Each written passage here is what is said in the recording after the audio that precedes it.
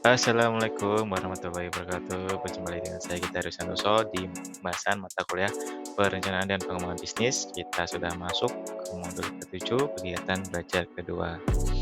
Saya mau disclaimer dulu ya untuk pembuatan materi ini sebagai rangkuman belajar saya secara mandiri. Semoga bermanfaat bagi rekan semua yang mengemban mata kuliah yang sama. Kegiatan belajar kedua, kebutuhan dan sumber modal perusahaan. Kebutuhan modal perusahaan ya, modal investasi. Modal diperlukan untuk pengadaan aktiva tetap perusahaan di awal usaha. Untuk modal kerja, modal yang digunakan untuk membiayai operasional sehari-hari. Perbedaannya antara lain, jumlah modal kerja lebih fleksibel, susunan modal kerja adalah variabel, modal kerja mengalami proses putaran dalam jangka waktu pendek. Untuk sumber modal dibagi menjadi dua, internal dari keuntungan atau laba indahan dan depresiasi.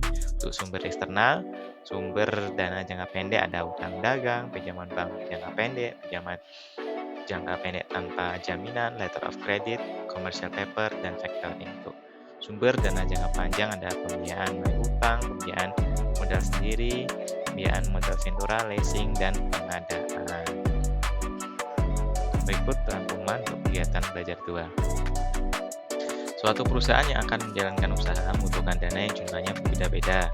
Pemenuhan kebutuhan dana perusahaan yang tepat akan menggunakan perusahaan dalam menjalankan usaha. Kebutuhan dana di perusahaan pada dasarnya dapat dikelompokkan menjadi kebutuhan investasi dan kebutuhan untuk modal kerja.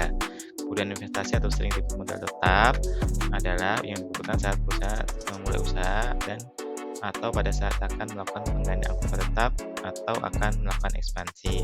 Untuk kebutuhan modal perusahaan dapat dipenuhi dari sumber internal maupun eksternal.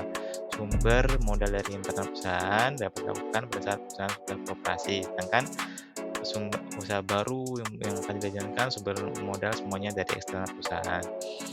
Sumber modal internal meliputi keuntungan yang tidak dapat dibagikan ke pemilik dan cadangan penyusutan yang belum digunakan, sedangkan sumber modal eksternal dapat diperoleh melalui modal pinjaman dan lain-lain.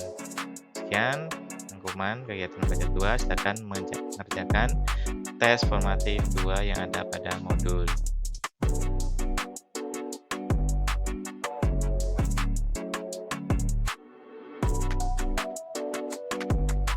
Terima kasih telah menyimak paparan saya. Mohon maaf apabila ada salah kata dan perbuatan. Jangan lupa untuk like, komen, dan subscribe YouTube channel ini. Wassalamualaikum warahmatullahi wabarakatuh.